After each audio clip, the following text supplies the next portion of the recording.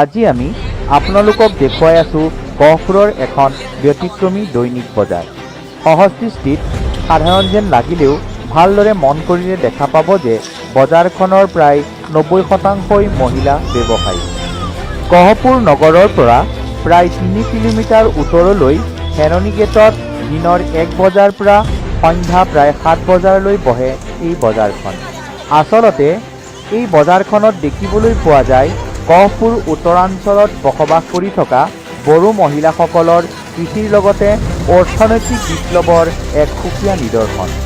প্ৰায় সকল বড়ো মহিলাই নিজৰ সৰু বৰ কৃষিভূমিত বিভিন্ন ৰবি শস্যৰ উন্নত পদ্ধতিৰে উৎপাদন কৰি নিজেই এই বজাৰলৈ আনি গ্ৰাহকৰ সৈতে এক পোনপটীয়া ব্যৱসায় কৰি নিজকে আৰ্থিকভাৱে স্বাৱলম্বী কৰিবলৈ সক্ষম হৈছে।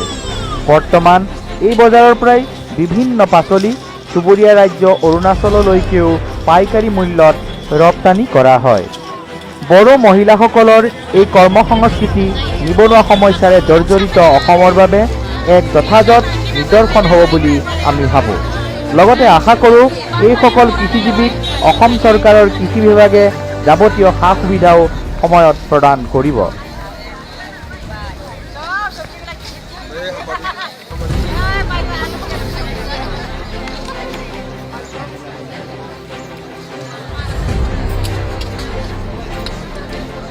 গহপুৰ কেৰণী গেটৰ পৰা প্ৰকাশক হেল্ল' গহপুৰ।